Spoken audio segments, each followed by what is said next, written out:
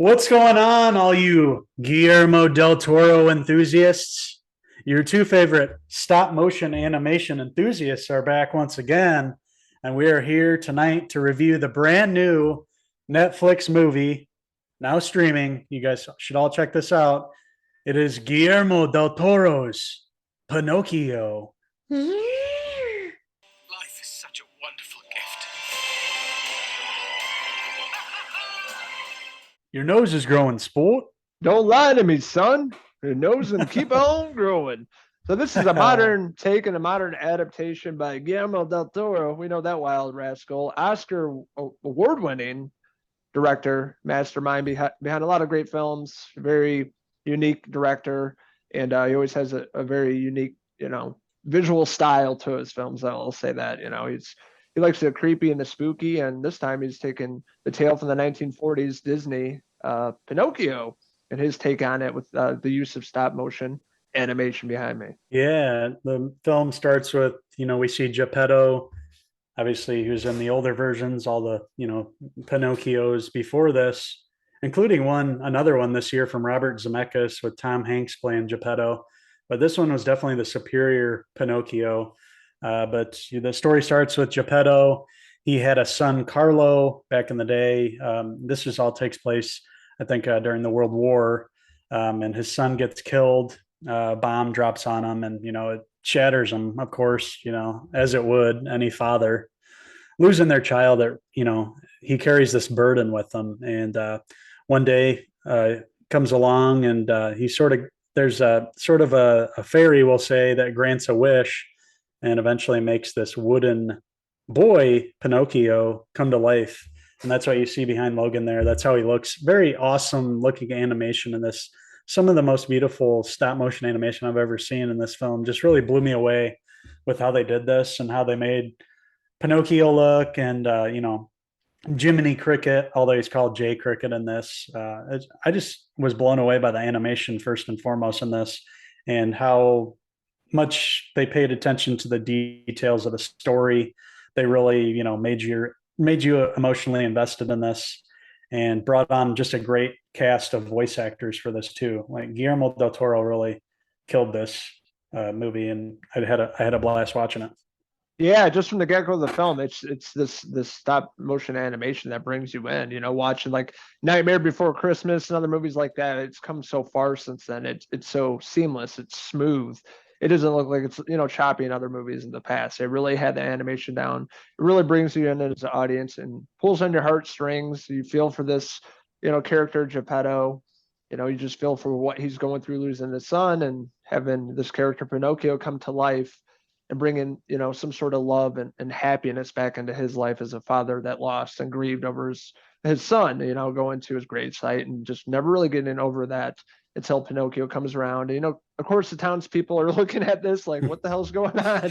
Yeah. How that comes to life, and right. What is this witchcraft? The dad's, just grieving. So you're really full for this character, and a lot of great voice actors in this movie.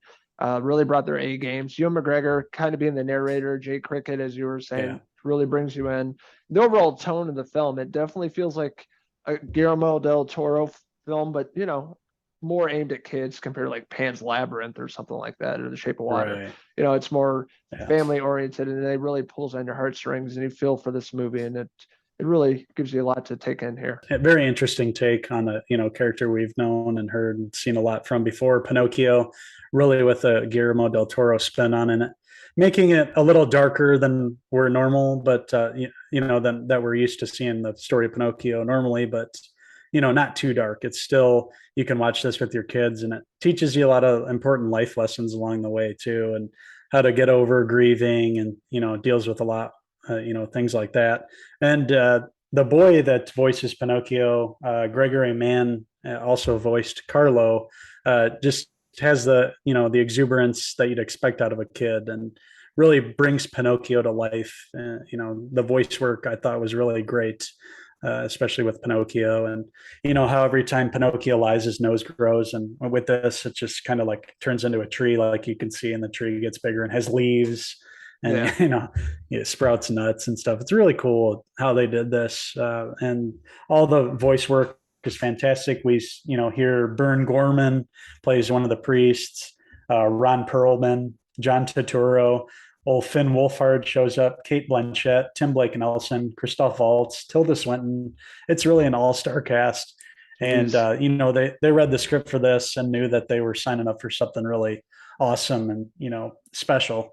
And that's really what this film was. It's a special film. It deals with a lot of sad stuff, but really has an uplifting ending and really, tugs at your heartstrings. And it's really a phenomenal movie. Voice cast of Hollywood A-listers. I would have never thought that a Guillermo del Toro movie. But winning that Oscar, he has a lot of hookups now, and man, this is really just a compelling story.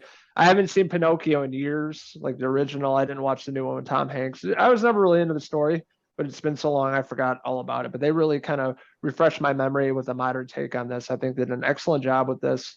Really great script, story, animation. Just all the people working on this movie, they brought their A game and really paid off. I forgot this movie was even being made and released. I saw somebody talking about it. I'm like, oh yeah, I'm gonna check that out. And I'm glad I did. This is just a really uplifting movie. Sad at times, but it gets you through things in life. There's a lot of good themes and messages in this movie. People dealing with death and things like that, and how you can overcome that. Blown away by this. This is a movie I would definitely rewatch again with my son. It's a good family-friendly movie to watch. Maybe during the holidays, maybe after the holidays, sit around, enjoy a good movie because it's definitely worth your time. Really great time with this brand new Pinocchio film streaming on Netflix, and definitely highly recommend it. So with that being said, I'm going to give this film, streaming currently right now, I'm going to give it a 4 out of 5 Tilda Swinton hair pieces. Yeah, a really surprising film for me. One that I didn't really know too much about. I had heard that he was making this. And out of the 2 Pinocchio films, this one blows the other one out of the water. The other one's not even worth watching, honestly. I tuned in to see Tom Hanks's Geppetto, but there just wasn't any life in the other one. So don't even bother. I watch Guillermo del Toro's Pinocchio. It's well worth your time and one of the better films of the year. So with that being said, I'm going to give Pinocchio a 4.5 out of 5 Geppetto hair pieces.